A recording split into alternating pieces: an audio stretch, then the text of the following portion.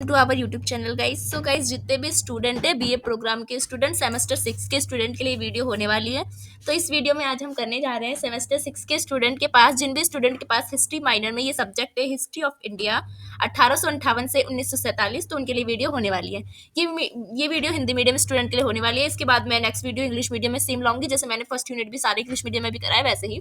ठीक है, तो ये वीडियो अभी हिंदी मीडियम स्टूडेंट के लिए। तो चलिए वीडियो को स्टार्ट करते हैं। तो आज हम करेंगे unit number second. Unit number first में ऑलरेडी करा चुकी हूँ। अगर आपने वो वीडियो नहीं देखी हो तो प्लेलिस्ट में जाकर वो वीडियो देख सकते हैं। तो वीडियो को स्टार्ट करने से पहले, अगर आप हमारे चैनल पर फर्स्ट टाइम आए हो, न्यू आए हो, चैनल को फर्स्ट टाइम विजिट किया है, तो चैनल को सब्सक्राइब कर दीजिए, बेल आइकन ऑन कर दीजिए, जिससे सारी नोटिफिकेशन, सारी वीडियो, इंपॉर्टेंट क्वेश्चन, सिलेबस सब आपके पास टाइम टू टाइम पहुंच जाए। और डिस्क्रिप्शन में हमारा टेलीग्राम लिंक मिल जाएगा, वहाँ पे आप ज्वाइन हो सकते हो, वहाँ से ये पीडीएफ ले सकते हो, या डिस्क्रिप्शन में आपको डाउनलोड का भी लिंक मिल जाएगा, बिल्कुल फ्री में ये पीडीएफ डाउनलोड कर सकते हो। ठीक है, तो आज हम करेंगे यूनिट नंबर सेकंड। ठीक है, यूनिट नंबर सेकंड हमारा है कि औपनिवेशिक शासन के अधीन भारतीय अर्थव्यवस्था बतानी है। मतलब 1858 से लेकर 1947 तक जब औपनिवेशिक शासन था, अंग्रेजों का शासन था भारत पे, उसके अधीन, मतलब अंग्रेजों के अधीन जब भारत का शासन था, उस समय भारत की अर्थव्यवस्था कैसी थी। ठीक है, इसको आपको बताना है यूनिट नंबर सेकंड में। तो चलिए करते हैं हम इंट्रोडक्शन से स्टार्ट।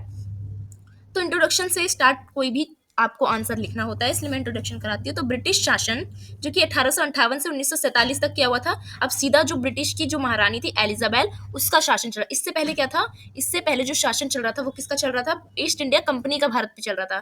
पर 1858 के बाद प्रॉपर ब्रिटेन का शासन चलने लगा, क्योंकि 1857 की क्रांति हम पिछली बार पढ़ा था जब हुई, तो इसके बाद शासन किसका हो गया, अब कंपनी के हाथ से शासन छीन लिया था ब्रिटेन की सरकार ने, और ब्रिटेन की सरकार ही सीधा शासन कर रही थी भारत पे। ठीक है, तो ब्रिटिश शासन था। ब्रिटिश शासन के दौरान भारतीय अर्थव्यवस्था जो है वो पूरी तरह से ब्रिटिश साम्राज्य की जरूरत के अनुसार संचालित की गई थी, जिससे पूरा फायदा किसे हो, सिर्फ ब्रिटिश सरकार को हो, ब्रिटिश साम्राज्य को हो। तो ऐसी अर्थव्यवस्था बनाई थी जिससे पूरा फायदा किसको मिलता था, भारतीयों को ना मिलकर उनको मिलता था, ब्रिटिशों को।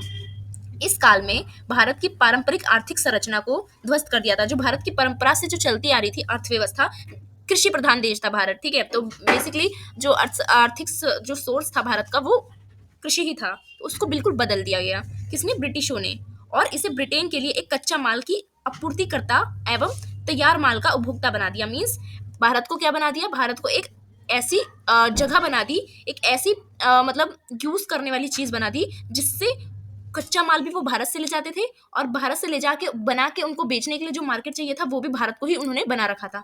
मतलब कच्चा माल के लिए भी और अपने माल को बेचने के लिए भी। ठीक है, इन दोनों के लिए ही उन्होंने क्या बना रखा था, भारत को एक आपूर्तिकर्ता बना रखा था। इस अवधि के दौरान भारतीय अर्थव्यवस्था पर तीन प्रमुख प्रभाव पड़े। तो इस अर्थव्यवस्था के चलते भारत पे कुछ प्रभाव पड़े थे, तो उसको हम डिस्कस करेंगे। ठीक है, जिससे क्या हुआ, भारत की तीन मुख्य प्रभाव ये पड़ा था, जो कि आपके टॉपिक में भी दे रखा है यूनिट सेकंड में। धन की निकासी हुई थी, ड्रेन ऑफ वेल्थ, मतलब जो भारत का धन है वो कहाँ जा रहा था, वो ब्रिटेन में जा रहा था, तो इसी को कहते हैं ड्रेन ऑफ वेल्थ।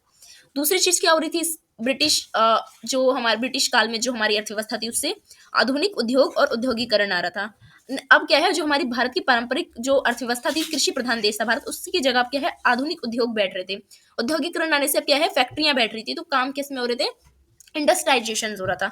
तीसरी चीज क्या हो रही थी, भारतीय पूंजीपति वर्ग का उदय हो रहा था। क्या हो रहा था, इंडियन कैपिटलिस्ट क्लास का उदय हो रहा था, क्योंकि भारत में जब औद्योगिकरण आया, तो जो औद्योगिक जो उद्योगपति थे, उनके मालिक थे कंपनी के, उनका उद्भव देखने को मिला। तो इन सबको हम इसमें जानेंगे। ठीक है, तो एक एग्जाम्पल के लिए मैंने आपको लिए एक चित्र लिख ये दिया है ड्रेन ऑफ वेल्थ का, कि देख सकते हो इसमें, ये ब्रिटिश है, ये कैसे भारत का धन कैसे इन जो किसान है, जमींदार है, इन सबसे ले जा रहा है, और कहाँ ले जा रहा है, इनसे यहाँ जहाज में करके अपने ब्रिटेन में ले जा रहा है। तो भारत का धन का क्या हो रही है, निकासी हो रही है। ठीक है, इस चित्र के माध्यम से आप समझ सकते हो। तो धन की निकासी को अब विस्तृत अध्ययन करते हैं हम। अभी तो मैंने आपको शॉर्ट फॉर्म में बताया था कि क्या होता है ड्रेन ऑफ वेल्थ, अब हम विस्तृत जानकारी इसकी जानते हैं।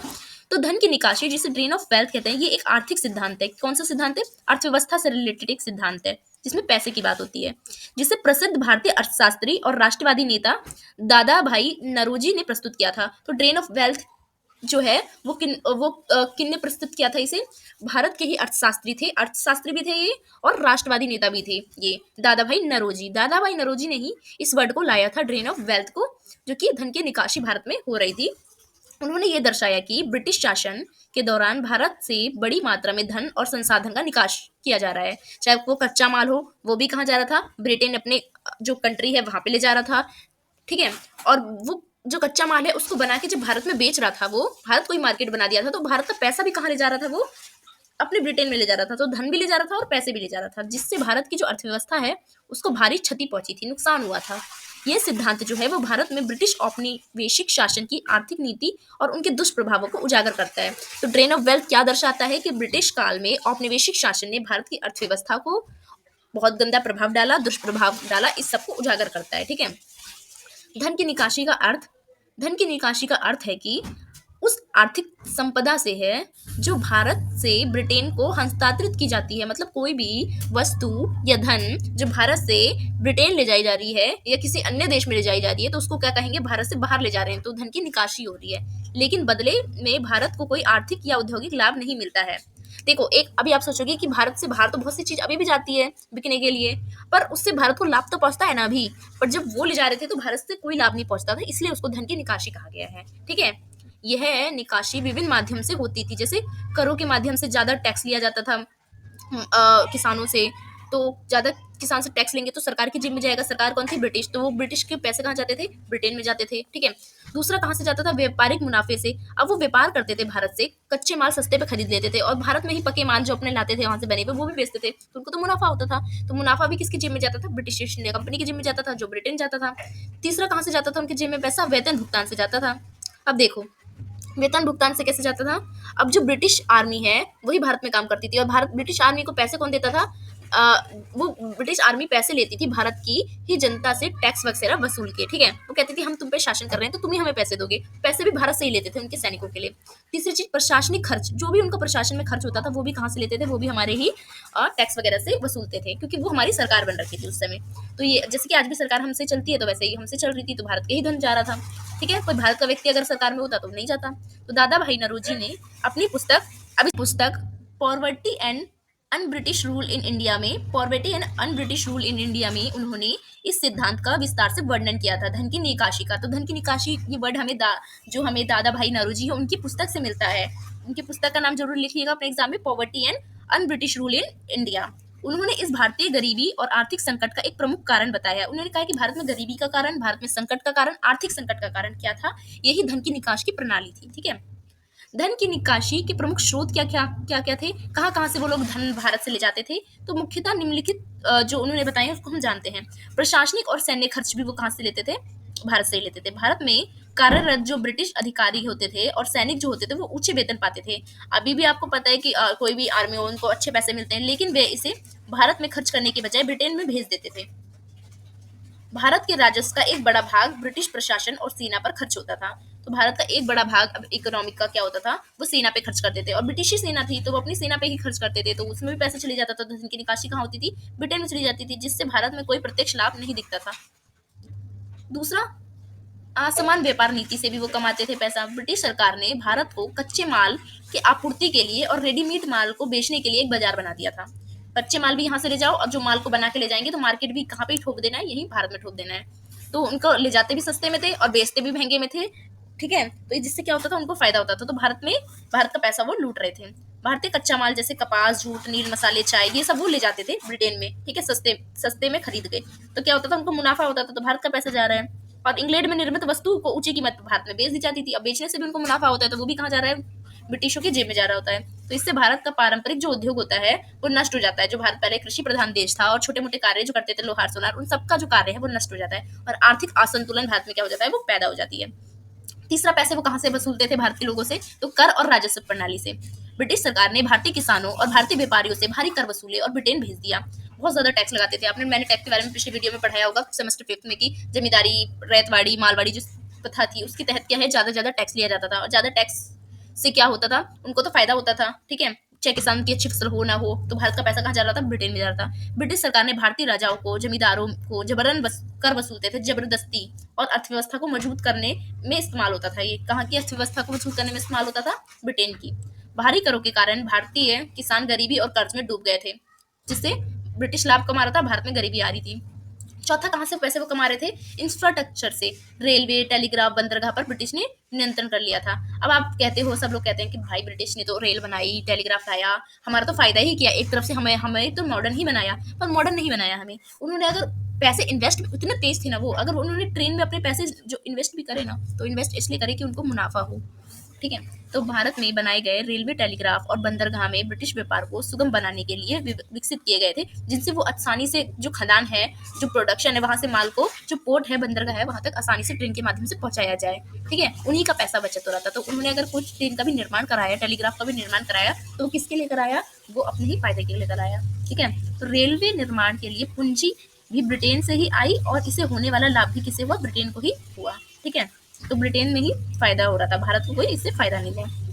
पांचवी चीज, भारतीय सेना का विदेशी युद्धों में उपयोग भी किया गया, जिससे तो भारतीय सेना को ब्रिटिश साम्राज्य की रक्षा और उसके विस्तार के लिए विभिन्न युद्धों, अफगान के युद्ध में, बर्मा के युद्ध में इस्तेमाल में लाया गया। अब देखो, ब्रिटिश अगर सेना पे पैसे खर्च कर रही थी भारतीयों की, ये कह के कि तुम तो तुम्हारी सेना पे ही खर्च कर रहे हो, तुम्हारी प्रोटेक्शन के लिए, हमारी प्रोटेक्शन के लिए कर रहे हो, तो आप हमारी सेना को कहीं और क्यों ले जा रहे हो, किसी और युद्ध में? फर्स्ट वर्ल्ड वॉर में लड़वाया इन्होंने, सेकंड वर्ल्ड वॉर में लड़वाया इन्होंने, बर्मा युद्ध में, अफगान युद्ध में, इन सारे युद्ध में भारतीय सैनिकों को लड़वाया, जिससे भारतीय युद्ध और खर्चा भी कहाँ से लिया? भारतीय लोग। अब भारतीय सैनिक को ले जाएंगे तो खर्चा तो भारत से ही लेंगे, तो इन्होंने अपने युद्धों में भी भारतीय सैनिकों का उपयोग किया और भारत की जो धन है उसकी निकासी की।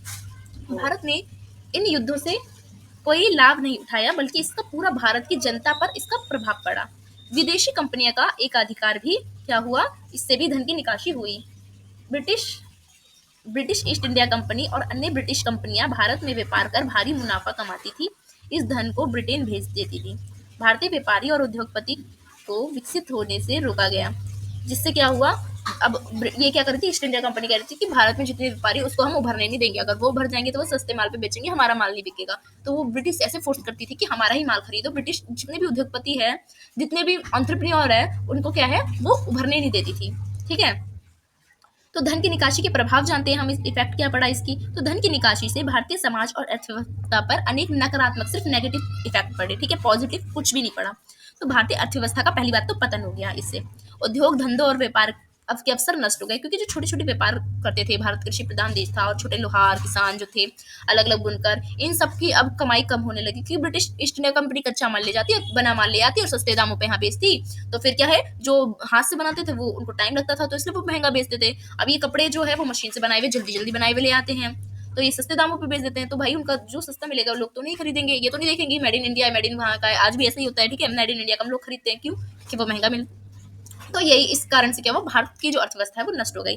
भारत केवल एक कृषि आधारित अर्थव्यवस्था बनकर ही रह गया था। ठीक है, क्योंकि कृषि तो अभी भी किसान ही कर रहे थे भारत के, और जो औद्योगिक कार्य होते हैं, इंडस्ट्रियलाइजेशन के जितने भी कार्य होते हैं, कपड़ा बनाना या कारखानों में काम करना, तो ये कारखाने वगैरह कौन अभी तक स्टैब्लिश कर रहा था? तो वो ब्रिटिश ही कर रही थी। ठीक है, भारत के जो एंटरप्रेन्योर है उनको नहीं भरने दे रही थी। दूसरी चीज क्या प्रभाव पड़ा? भारतीय कुटीर उद्योग का भी विनाश हो गया, जिससे छोटे छोटे उद्योग करने वाले लोग थे। ब्रिटिश मशीनों से बनी सस्ती वस्तु भारत में बेची जाने लगी थी, जिससे हाथ से बनी वस्तु में कंपटीशन आ गया और वो नष्ट हो गई। जैसे बुनकर थे, लोहार थे, कुम्हार थे, ये सब इनकी जो आजीविका थी वो समाप्त हो गई। अब ये शिफ्ट कहाँ पे हो गए? ये शिफ्ट हो गए थे या तो कारखानों में मजदूरी करने पे, या तो ये शिफ्ट हो गए थे कृषि करने पे। ठीक है, तीसरा इफेक्ट क्या पड़ा? गरीबी और बेरोजगारी में भी बहुत ज्यादा वृद्धि हुई। किसान अत्यधिक करों के कारण गरीबी में डूब गए थे। नौकरी के अवसर सीमित होने के कारण बड़ी संख्या में लोग बेरोजगार होने लगे थे, और अकाल भी आ गई थी और भुखमरी भी आ गई थी। ठीक है, चौथा प्रभाव पड़ा था कि ब्रिटेन की समृद्धि और भारत की गरीबी। ब्रिटेन में बहुत ज्यादा समृद्धि हो रही थी, क्योंकि भारत का सारा पैसा लूट के वहां जा रहा था, और भारत का पैसा जहां से लूटा जाएगा तो वो तो गरीबी होगा, भारत गरीब हो रहा था। भारत की संपत्ति और भारत का श्रम, मजदूर, जो भारत के मजदूर का श्रम था, वो ब्रिटेन की आर्थिक उन्नति के लिए किया गया था। भारत में जितने भी लोग मेहनत कर रहे थे वो कमा कमा के कहाँ देते? ब्रिटेन की जिम्मे दे रहे थे। ब्रिटेन में औद्योगिक क्रांति को बढ़ावा मिला इससे, जबकि भारत पिछड़ा रह गया। ठीक है, पांचवा प्रभाव क्या देखने को मिला? कि भारतीय राष्ट्रीयता आंदोलन को इससे प्रेरणा भी मिली। ये भी एक ये अच्छा प्रभाव था। ठीक है, यही एक अच्छा प्रभाव था। धन की निकासी की अवधारणा ने भारतीय नेताओं और जनता को ब्रिटिश शासन के शोषणकारी रूप को समझने में मदद मिली। लोग समझने लगे, हाँ ब्रिटिश क्या कर रहा है? हमें शोषण कर रहा है, हमारे पैसे को बाहर अपने देश में भेज रहा है, हमारा इससे कोई फायदा नहीं हो रहा है। तो इस आर्थिक शोषण ने भारतीय स्वतंत्रता संग्राम को एक मजबूत आधार प्रदान किया, जिससे भारत में बाद में स्वतंत्रता संग्राम स्टार्ट हुए। ठीक है, तो दादा भाई नरोजी और उनके अन्य राष्ट्रवादी का योगदान जानते हैं हम। ठीक है, तो दादा भाई नरोजी ने क्या क्या कार्य किए? तो दादा भाई नरोजी ने सबसे पहले इस मुद्दे को उठाया था, जो धन की निकासी का मुद्दा है, पहली बार दादा भाई नरोजी ने उठाया था। मैंने पुस्तक का नाम भी बताया था ऊपर। ब्रिटिश संसद में भी इस पर बहस की गई थी। जो ब्रिटिश संसद है वहां पे भी धन की निकासी पर दादा भाई नौरोजी ने क्या करा था? वहां पे भी गए थे और वहां पे भी ये मुद्दा उठाने की कोशिश की थी। आरसी दत्त ने, दूसरे कौन थे? आरसी दत्त और महादेव गोविंद रनादे जैसे जो नेता थे, उन्होंने भी धन की निकासी के दुष्प्रभावों पर प्रकाश डाला था। ठीक है, तो 19वीं और 20वीं शताब्दी के राष्ट्रवादी नेताओं ने, जैसे बाल गंगाधर तिलक ने, गोपाल कृष्ण गोखले ने, महात्मा गांधी ने, इस सिद्धांत का उपयोग भारतीय स्वतंत्रता और आंदोलन में ब्रिटिश शासन की आलोचना करने के लिए किया। ठीक है, तो निष्कर्ष के तौर पे क्या लिखोगे कि धन की निकासी का सिद्धांत यह दर्शाता है कि ब्रिटिश शासन के दौरान भारत से निरंतर धन को बाहर ले जाया गया, जिससे भारतीय अर्थव्यवस्था बहुत ज्यादा कमजोर होने लगी और भारत में गरीबी आने लगी, बेरोजगारी आने लगी, समाज में असमानता फैलने लगी और भारत में जो आर्थिक शोषण है वो बढ़ने लगा। मजदूरों का स्वतंत्रता संग्राम के प्रमुख कारणों में से एक भी ये बना। स्वतंत्रता संग्राम का पहला कारण ये भी कह सकते हो कि धन की निकासी ही बना, क्योंकि इसमें गरीबी, बेरोजगारी, असमानता, शोषण ये सब बढ़ गए थे। ठीक है, आई होप आपको ये समझ आया हो। ठीक है, तो दादा भाई नौरोजी और अन्य राष्ट्रवादियों के प्रयासों ने भारतीय जनता को ब्रिटिश आर्थिक नीतियों के शोषणकारी स्वरूप का ज्ञान हुआ और अवधारणा ने भारत की स्वतंत्रता की मांग पर बल दिया और सहायक भी बनी है। ठीक है, आई होप आपको धन की निकासी अच्छे से समझ आया हो। ठीक है, हमारा सेकंड टॉपिक है कि आधुनिक उद्योग और उद्योगीकरण। ठीक है, अब जो उपनिवेश के अंदर में जो हमारा अर्थव्यवस्था थी उसमें आधुनिकता देखने को मिली, उद्योगीकरण देखने को मिला। अब क्या है, मशीनें बैठ रही थी, तो वो क्या थी उसको हम जानते हैं। ठीक है, इंडस्ट्रियलाइजेशन एक प्रक्रिया है। ठीक है, क्या है, इंडस्ट्रियलाइजेशन एक प्रक्रिया है जिसमें जो कृषि प्रधान देश होता है या कोई अन्य जो अ, आर्थिक जो सोर्स होता है उसकी जगह अब क्या होता है, अर्थव्यवस्था किस पे आधारित होती है, मशीनों, कंपनी, इन पे। ठीक है, तो उसी प्रक्रिया को कहते हैं जिसके तहत किसी देश या किसी क्षेत्र में पारंपरिक जो कृषि प्रधान अर्थव्यवस्था है उससे आधुनिक उद्योग अर्थव्यवस्था की ओर परिवर्तन होता है। मतलब कृषि प्रधान देश से अब क्या बनता है, वो एक कंपनी बनाने वाला देश बन जाता है। ये परिवर्तन मशीनों से होती है, फैक्ट्रियां बैठा के होती है, तकनीकों में नवाचार लाया जाता है, इनके माध्यम से ही क्या करा जाता है, औद्योगिकरण किया जाता है। औद्योगिकरण ने दुनिया भर में आर्थिक, सामाजिक और सांस्कृतिक बदलाव लाए हैं और आधुनिक सभ्यताओं के विकास में महत्वपूर्ण भूमिका भी निभाई है। किसने, इंडस्ट्रियलाइजेशन में। ठीक है, आधुनिक उद्योग की परिभाषा क्या है, तो आधुनिक उद्योग में उद्योग है जो मशीनों के माध्यम से की जाती है, तकनीकों, उपकरणों के माध्यम से की जाती है और वैज्ञानिक प्रक्रियाओं का उपयोग करके बड़े पैमाने पर क्या किया जाता है, प्रोडक्शन, उत्पादन किया जाता है। इन उद्योगों में कुशल श्रमिक होते हैं और पूंजी निवेश की जाती है कंपनी के मालिक द्वारा, और व्यापारिक संगठन भी इसमें महत्वपूर्ण भूमिका निभाते हैं आज के आधुनिक उद्योगों में। ठीक है, आधुनिक उद्योग के प्रमुख लक्षण क्या क्या है उसको जानते हैं। तो मशीनें, स्वचालित प्रणालियों का उपयोग किया जाता है। जो इसमें मशीनें होती हैं वो खुद चलती हैं, खुद कार्य करती हैं, बड़े पैमाने पर प्रोडक्शन होता है, मास प्रोडक्शन होता है। पहले लोग हाथ से काम करते थे तो बहुत लेट काम होता था और एक ही बना पाते थे, तो अब एक दिन में ही 1000 कपड़े जैसे बन जाते हैं। कुशल श्रम होते हैं, इसमें विशेषकृत कार्य प्रणाली होती है क्योंकि मशीन से लाइन सिखाई जाती है। पूंजी निवेश की जाती है मशीनों में, फैक्ट्रियों में, क्योंकि मशीनें बनाने में पैसे लगते हैं, खरीदने में। वित्तीय संसाधन की भूमिका होती है। घरेलू और अंतर्राष्ट्रीय बाजार में उत्पादन की आपूर्ति होती है। ठीक है, क्योंकि पहले क्या है, कम बनाते थे, हाथ से बनाते थे लोग, तो ज्यादा बाहर नहीं बेच पाते थे, अपने देश के लिए बेच पाते थे। तो अब क्या है, ज्यादा मास प्रोडक्शन होता है तो ज्यादा हम जो है एक्सपोर्ट कर सकते हैं प्रोडक्ट को। ठीक है, तो औद्योगिकरण की प्रक्रिया और उसका विकास कैसे हुआ उसको जानते हैं। तो प्रारंभिक तौर पर जो औद्योगिकरण है वो 18वीं से 19वीं शताब्दी में आया था। औद्योगिकरण की शुरुआत 18वीं शताब्दी में ब्रिटेन में से हुई थी। औद्योगिक क्रांति जो है, इंडस्ट्रियल रेवोल्यूशन कहा जाता है इसे। ये प्रक्रिया बाद में यूरोप से पूरे अमेरिका, एशिया और अन्य देशों में फैल गई थी। ठीक है, तो 18वीं शताब्दी में ये आई थी। और आधुनिक औद्योगिकरण कब आया, आधुनिक औद्योगिकरण जो है वो 20वीं से 21वीं शताब्दी में आया था, जिसमें औद्योगिकरण तो पहले ही आ गया था 18वीं में, ये आधुनिक औद्योगिकरण था। 20वीं शताब्दी में विज्ञान और तकनीकों ने कई उन्नति कर ली थी, जिसके कारण उत्पादन प्रक्रिया और भी ज्यादा क्या हो गई थी, अधिक स्वचालित हो गई थी, खुद ही से करने लायक हो गई थी, क्योंकि कंप्यूटर आ गए थे, रोबोटिक्स आ गए थे और कृत्रिम बुद्धिमत्ता, एआई के प्रयोग ने उद्योग क्रांति में बहुत ज्यादा परिवर्तन ला दिया था, जिससे वैश्वीकरण बढ़ने लगा। अब प्रोडक्शन ज्यादा होगा तो ग्लोबलाइजेशन आएगा। ठीक है, इसके कारण उद्योग का विस्तार अंतरराष्ट्रीय स्तर पर होने लगा था। आधुनिक उद्योगों के प्रमुख क्षेत्र कौन कौन से हैं, ठीक है, हम उसको जान लेते हैं। तो भारी उद्योग, हैवी इंडस्ट्री जिसमें होते हैं, उसमें क्या होता है, उसमें इस्पात और लोहे का उद्योग किया जाता है। जैसे टाटा रतन जी है, टाटा कंपनी है, स्टील सेल करती है। खनन उद्योग जैसे कोयला, पेट्रोलियम, बॉक्साइड आदि। मशीनी और उपकरण निर्माण भी होती है। हल्के उद्योग क्या होते हैं, हल्के उद्योग लाइट इंडस्ट्री कहते हैं। इसमें जैसे कपड़ा उद्योग होता है, सूती, ऊनी, जूट वस्तु बनाई जाती है। खाद्य प्रसंस्करण, चीनी, डेयरी, चाय, कॉफी या किसी मेकअप प्रोडक्ट की कंपनी, तो उसको लाइट इंडस्ट्री में जोड़ा जाता है। इलेक्ट्रिसिटी और उपभोक्ता वस्तु कौन सी होती है, जिसमें मोबाइल, टीवी, ठीक है, घरेलू उपकरण, ये सब बनाए जाते हैं। वही सेवा और तकनीक उद्योग क्या होता है, सर्विस और टेक्नोलॉजी इंडस्ट्री। इसमें सूचना और प्रौद्योगिकी, आईटी क्षेत्र होते हैं। सॉफ्टवेयर उद्योग जैसे टाटा का कंसल्टेंसी सर्विस, ठीक है, इन्फोसिस, विप्रो। बैंकिंग और वित्तीय सेवाएं भी क्या है, ये भी क्या है, सर्विस है, जो कि state bank, SBI, HDFC, ICI देते हैं। ई कॉमर्स और डिजिटल मार्केटिंग जैसे फ्लिपकार्ट, अमेजोन, ये सब क्या है, ये सब सेवा और तकनीक उद्योग है। ठीक है, औद्योगिकरण के लाभ क्या होते हैं, तो आर्थिक लाभ होता है कि रोजगार के अवसर बढ़ते हैं। नए उद्योग और कंपनी बनने से रोजगार सृजन होते हैं, रोजगार का अवसर मिलता है। राष्ट्रीय आय में भी वृद्धि होती है, जीडीपी बढ़ती है, मजबूत होती है अर्थव्यवस्था। निर्यात में भी वृद्धि होती है। औद्योगिकरण से प्रोडक्ट जल्दी जल्दी बनते हैं, जल्दी जल्दी मशीन से बनते हैं, तो क्या है, हम इसको निर्यात कर सकते हैं, एक्सपोर्ट कर सकते हैं। ठीक है, और सामाजिक लाभ भी होता है इससे। शिक्षा और कौशल का विकास होता है। औद्योगिक क्षेत्रों में काम करने के लिए तकनीकों और व्यवसायिक शिक्षा की आवश्यकता होती है, जिससे शिक्षा का विकास होता है। अगर आपको इस कंपनी में काम करना है तो आपको शिक्षा लेनी होती है। शहरीकरण, अर्बनाइजेशन होता है इससे, ये भी फायदा होता है। हमेशा औद्योगिकरण ने अर्बनाइजेशन किया है, क्योंकि फैक्ट्री जहाँ बैठेगी वहाँ पे लोगों को रहना पड़ेगा, मजदूरों को कंपनी को बैठाना पड़ेगा, तो एक शहर बसाया गया। सामाजिक गतिशीलता देखने को मिली, लोगों को कई नौकरियां और आर्थिक उन्नति के अवसर भी मिले। तो औद्योगिकरण की चुनौतियां क्या क्या होती है? तो पर्यावरण चुनौतियां भी होती है। वायु और जल प्रदूषण में वृद्धि होती है औद्योगिकरण से। वन्य जीव और प्राकृतिक संसाधनों का भी अति शोषण होता है। जलवायु परिवर्तन और ग्रीन हाउस गैसें भी इससे बहुत ज्यादा बढ़ती है, फैक्ट्री से निकले धुएं से। जल प्रदूषण भी बढ़ जाता है। तो सामाजिक और आर्थिक चुनौतियां भी इसकी होती है, जैसे कि असमानता बढ़ती है। अमीर होता है, गरीब और गरीब होता है, क्योंकि मजदूर वर्ग का उदय होता है। शहर में भीड़ बढ़ जाती है। औद्योगिक शहरों में अत्यधिक जनसंख्या का दबाव देखने को मिलता है, जैसे दिल्ली का भी एग्जाम्पल ले सकते हो। बेरोजगारी बहुत ज्यादा बढ़ती है। स्वचालन ऑटोमेशन से क्या होता है, कारण श्रमिकों की जरूरत कम पड़ने लगती है। मशीन ही सारा काम करती है, जिससे मजदूरों में क्या होती है, अनएम्प्लॉयमेंट छा जाती है। भारत में औद्योगिकरण का विकास कैसे हुआ? तो ब्रिटिश शासन के दौरान ही भारत में औद्योगिकरण स्टार्ट हुआ था। ब्रिटिश सरकार ने भारत को कच्चे माल के आपूर्तिकर्ता और तैयार माल के मार्केट बना के छोड़ दिया था। कच्चे माल यहाँ से ले जाओ, अपने देश में बनाओ और वापस यहीं पे बेच दो। भारतीय कुटीर उद्योगों का इससे क्या हुआ, नष्ट कर दिया। कुछ आधुनिक उद्योग जैसे रेलवे, इस्पात, कपड़ा उद्योग स्थापित किए गए, लेकिन इसका लाभ भी ब्रिटिश कंपनियों को ही हुआ, क्योंकि ट्रेन अगर उन्होंने बनाई भी तो अपने फायदे के लिए ही बनाई। ठीक है।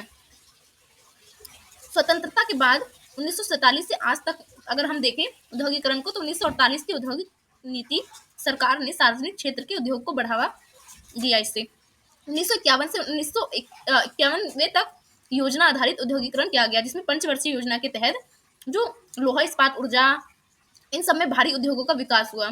सरकार ने इस पे पंचवर्षीय योजना बनाई। 1991 के बाद आर्थिक उदारीकरण आया, जिसमें निजीकरण आया, प्राइवेटाइजेशन आया, वैश्वीकरण आया और उदारीकरण आया, जिसे हम एलपीजी कहते हैं। तो एलपीजी की नीति भारत ने अपनाई, जिससे और भी ज्यादा क्या है, औद्योगिकरण को बढ़ावा मिला। वर्तमान के भारत के प्रमुख जो उद्योग हैं उसको जानते हैं। तो सूचना प्रौद्योगिकी, आईटी और सॉफ्टवेयर उद्योग, जो कि भारत को विश्व स्तर पर आईटी सेवाएं का बड़ा केंद्र बना चुका है। ऑटोमोबाइल उद्योग, भारत में मारुति, टाटा, महिंद्रा जैसी कंपनी ने प्रमुख निर्माण के केंद्र में बन चुके हैं आज भारत में। मेडिकल और फार्मास्यूटिकल उद्योग, जिसमें दवाओं का उत्पादन अग्रणी देशों में से एक है, जैसे कि वैक्सीन भी कोरोना की भारत ने बनाई थी। ठीक है। तो निष्कर्ष में क्या लिखोगे कि आधुनिक उद्योग और औद्योगिकरण किसी भी देश की आर्थिक और सामाजिक उन्नति के लिए आवश्यक होते हैं। ये नवाचार को बढ़ाते हैं, प्रोडक्शन को बढ़ाते हैं, उत्पादन को और रोजगार के अवसर भी लोगों को देते हैं। हालांकि इसके नकारात्मक प्रभाव भी देखने को हमें मिलते हैं, जिसमें सतत विकास की रणनीति अपनानी चाहिए, ताकि पर्यावरण संतुलन रहे और समाज भी अच्छा रहे। भारत में औद्योगिकरण तेजी से आगे बढ़ रहा है, और भारत की मेक इन इंडिया और डिजिटल इंडिया और स्टार्टअप इंडिया जैसी योजनाएं क्या है, भारत में औद्योगिकरण को क्या कर रही है, बढ़ावा दे रही है। तो नेक्स्ट टॉपिक है हमारा कि भारतीय पूंजीपति वर्ग।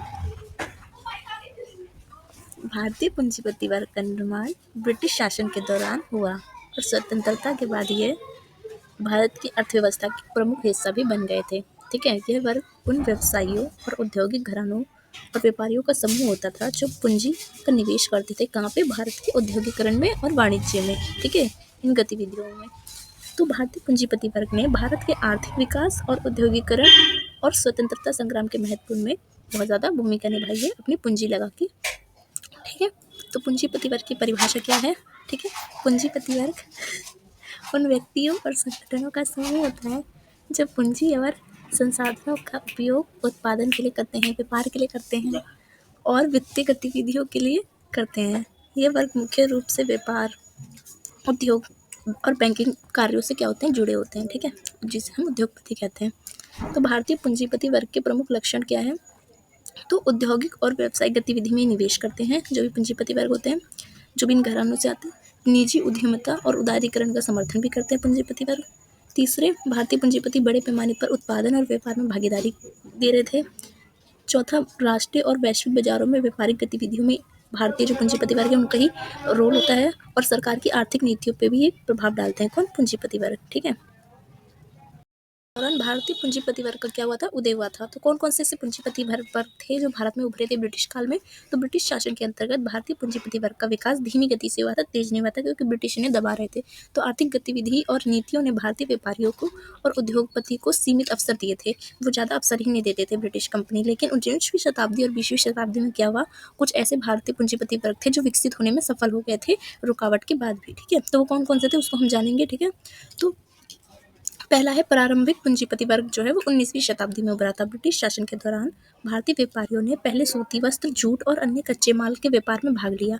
जो भारतीय व्यापारी है वो कहाँ से उभरे? सूती वस्त्र, जूट और अन्य जो कपड़ा उद्योग है, इन सब में उन्होंने योगदान दिया। जैसे कि पारसी व्यापारी थे, जो कि आपको पता है टाटा कंपनी जो है वो पारसी की थी। जो रतन टाटा के जो पिताजी थे, उनके मारवाड़ी, गुजराती और दक्षिण भारत के जो व्यापारी थे, उन्होंने औद्योगिक और पूंजीपति की नींव रखी थी। ठीक है, ये कौन थे? जाति थी किनकी? ये थी व्यापारियों की। दूसरा प्रमुख भारतीय पूंजीपति जो 19वीं से 20वीं शताब्दी तक उभरे, उसको हम जानते हैं। पहला है जमशेदजी टाटा। जमशेदजी टाटा जो है, उन्होंने टाटा कंपनी का क्या किया था? स्थापना की थी। टाटा समूह के संस्थापक माने जाते हैं, जिन्होंने इस्पात, लोहा, कपड़ा, बिजली उद्योग, इन सब में भारत में क्या है, अपनी पूंजी को निवेश करा इन सब में। ठीक है, जमशेदजी टाटा। दूसरी जो व्यापारी उभरे थे, भारतीय व्यापारी पूंजीपति, वो थे जीडी बिरला। आज भी बिरला कंपनी है। बिरला समूह के संस्थापक, जिन्होंने कपड़ा, सीमेंट और वित्तीय क्षेत्रों में निवेश किया था, जो अंबुजा सीमेंट वगैरह मिलते हैं। बालचंद्र हीराचंद, इन्होंने जहाज निर्माण में, ऑटोमोबाइल में और इंफ्रास्ट्रक्चर में योगदान किया था। भारत में पूंजी निवेश की थी।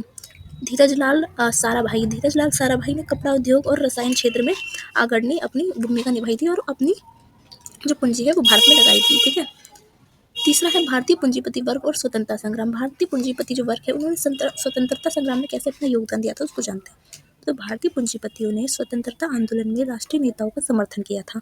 ये क्योंकि इनके पास पैसे थे, इनके पास पूंजी थी, तो ये सपोर्ट करते थे किनको? नेताओं को। तो जैसे टाटा हुए, बिरला हुए, टाटा बिरला और अन्य जो उद्योगपति थे, उन्होंने स्वदेशी आंदोलन का समर्थन किया और भारतीय उद्योग को बढ़ावा दिया, क्योंकि इनसे इनका भी फायदा होगा, क्योंकि इनकी कंपनी चलेगी अगर लोग स्वदेशी चीज़ों को अपनाएंगे। और इन्होंने नेता के साथ मिलकर जो विदेशी कंपनी है उसको बाहर निकालने की साजिश रखी। ठीक है, फिक्की फिक्की यानी federation of Indian chamber of commerce and industry, जो है वो 1927 में स्थापित की गई थी। ठीक है, जिसे हम कहते हैं फिक्की, जिसमें भारतीय उद्योगपति को संगठित किया गया था। ये भारतीय उद्योगपति का एक संगठन था। ठीक है, तो स्वतंत्रता के बाद भारतीय पूंजीपति वर्ग का विकास कैसे हुआ?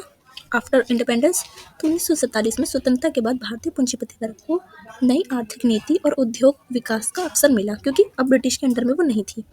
तो पहला 1947 से 1951 में समाजवादी अर्थव्यवस्था और सार्वजनिक क्षेत्र का दबदबा बढ़ने लगा।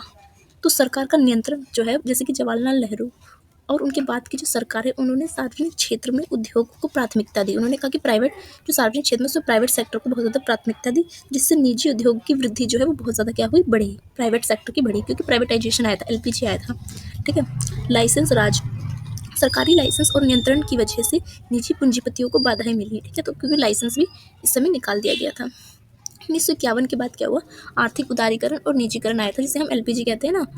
तो 1991 में भारत में आर्थिक उदारीकरण हुआ। ठीक है, उदारीकरण की नीति भारत ने 1991 में अपनाई थी, जिससे निजी उद्योगों और विदेशी निवेशों को क्या हुआ? बहुत ज़्यादा बढ़ावा मिला। अब क्या है, विदेशी कंपनी भी भारत में व्यापार कर सकती है और भारत की कंपनी भी विदेश में व्यापार कर सकती है, ऐसा लागू किया गया।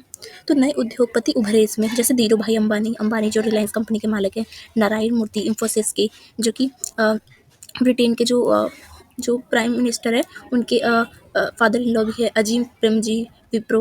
तो ये सब कब उभरे थे? ये सब इसी टाइम उभरे थे। सूचना प्रौद्योगिकी, आईटी सेक्टर में, फार्मास्यूटिकल्स में और ऑटोमोबाइल उद्योग, इन सब में इन्होंने तेजी से क्या करा था? विकास किया था। ठीक है, तो आधुनिक भारतीय पूंजीपति वर्ग जो है उसको हम थोड़ा जान लेते हैं टेबल्स में। तो प्रमुख भारतीय पूंजीपति वर्ग और उनके उद्योग कौन कौन से थे? तो उद्योग जैसे कि मुकेश अंबानी को आप जानते हो, आज भी रिलायंस इंडस्ट्री के मालिक है। पेट्रोकेमिकल इनका बिजनेस है, टेलीकॉम में भी है और खुदरा व्यापार भी करते हैं, जैसे कि रिलायंस मार्ट वगैरह। ठीक, तो रतन टाटा का टाटा ग्रुप है, इसमें वो लोग लोहे इस्पात बेचते हैं, स्टील, ऑटोमोबाइल, इनमें रतन टाटा का गाड़ी वगैरह जो बनती है, आईटी के और टेलीकॉम, इन सब में उनका क्या है? योगदान है। गौतम अडानी आज के तौर पे अडानी ग्रुप के अडानी ग्रुप से आते हैं, इंफ्रास्ट्रक्चर करते हैं, ऊर्जा बनाते हैं। अडानी क्या बिजली बनाती है, बांग्लादेश में भी बेचती है, भारत में भी बेचती है और बंदरगाह निर्माण करती है। अजीम प्रेमजी जो कि विप्रो कंपनी के मालिक है, ये आईटी और सॉफ्टवेयर कंपनी में इनका योगदान है। नारायण मूर्ति जो कि इन्फोसिस के हैं, ये आईटी सेक्टर में है, सॉफ्टवेयर कंपनी है, भारत की सबसे बड़ी, दुनिया की सबसे बड़ी दूसरी, ठीक है। शिव नडार ये HCL के मालिक है, सूचना प्रौद्योगिकी इनका बिजनेस है। लक्ष्मी मित्तल अलसेलर मित्तल ये स्टील उद्योग के मालिक है। दिलीप सांघवी सन फार्मास्यूटिकल्स के क्या है ये मालिक है, ठीक है। तो भारतीय पूंजीपति वर्ग के योगदान के बारे में अगर बात करें तो इन्होंने रोजगार लोगों के लिए पैदा किए, बड़ी कंपनियों ने लाखों लोगों को रोजगार प्रदान किया, वैश्विक विस्तार भी करा इन्होंने। भारतीय कंपनियों ने अंतर्राष्ट्रीय बाजारों में भी प्रतिस्पर्धा कर रही है, आज के दौर में भी और उस समय भी कर रही थी, तो कंपटीशन भी दिया है। अनुसंधान और नवाचार को भी बढ़ाया, IT सेक्टर ने, बायोटेक ने, इन सब ने नवाचार को बढ़ाया है, जिसमें इन सब में नौकरी लेने के लिए भी लोगों को क्या है बहुत अधिक शिक्षा लेनी पड़ती है, तो नवाचार भी बढ़ा है, सामाजिक उत्तरदायित्व भी बढ़ा है। टाटा, विप्रो और अन्य कंपनियों ने शिक्षा, स्वास्थ्य और पर्यावरण संरक्षण में भी अपना योगदान दिया है, न कि सिर्फ बिजनेस किया है, ठीक है। तो भारतीय पूंजीपति वर्ग की चुनौतियां क्या रही है उसको जानते हैं हम। तो आर्थिक चुनौतियां भी रही है। आर्थिक चुनौती में क्या है, बाजार में प्रतिस्पर्धा और वैश्विक कंपनियों से प्रतिस्पर्धा इनकी रही है, तो इनकी चुनौती हो जाती है। कभी कभी भ्रष्टाचार और नौकरशाही जो होते हैं वो भी कभी कभी इनके जो कानून है, इनके जो उस कानून के तहत इनमें बाधा ला देते हैं। छोटे व्यवसाय और स्टार्टअप्स को वित्तीय समस्याएं होती है, किससे, बड़ी कंपनियों के आने से, ठीक है। दूसरा सामाजिक और पर्यावरणीय चुनौती भी होती है, पूंजीपति असमानता फैलती है, वेल्दी इनइक्वालिटी। जो कंपनी आती है, पूंजीपति वर्ग का उदय होता है, तो एक मजदूर और एक गरीब वर्ग पैदा होता है, ठीक है। तो प्राकृतिक संसाधनों का अतिशोषण होता है, पर्यावरण प्रदूषण भी होता है, क्योंकि कंपनी जहाँ पे भी अपने फैक्ट्री लगाती है वहाँ पेड़ पौधे उजाड़ देती है, जहाँ पानी वगैरह होती है तो वो नदी वदी गंदा कर देती है फैक्ट्रियों के पानी से, और वायु प्रदूषण भी करती है। और श्रमिक अधिकारों और न्यूनतम वेतन संबंधित मुद्दे भी रहते हैं, कि किसी व्यक्ति से ज़्यादा काम कराया जाता है, 10 घंटे से ज़्यादा कम वेतन दिया जाता है उनकी मेहनत के अनुसार, तो ये सब समस्याएं रहती हैं, ठीक है। निष्कर्ष के तौर पे क्या लिखोगे कि भारतीय पूंजीपति वर्ग देश की आर्थिक रीढ़ है, ठीक है, और औद्योगिकरण, रोजगार और नवाचार में इनकी महत्वपूर्ण भूमिका है। स्वतंत्रता के बाद से ही भारतीय उद्योगपति लगातार आर्थिक और सामाजिक विकास में अपना योगदान देते ही रहे हैं। हालांकि आर्थिक समानता भी पैदा हुई है और पर्यावरण को भी प्रभाव करा है, ये उसकी कुछ चुनौतियां हैं, लेकिन सतत विकास के माध्यम से अगर ये नीति अपना के अच्छी तरह से सतत विकास को अपना के औद्योगिकरण को बढ़ाए तो ये क्या है बहुत ज़्यादा फायदेमंद ही रहेगा, ठीक है। तो आई होप आपको वीडियो अच्छी लगी। वीडियो अगर आपको अच्छी लगी तो वीडियो को लाइक कीजिए, वीडियो को शेयर कीजिए, वीडियो कैसे लगी कमेंट सेक्शन में भी जरूर बताइएगा। सो धन्यवाद। मिलते हैं हम यूनिट नंबर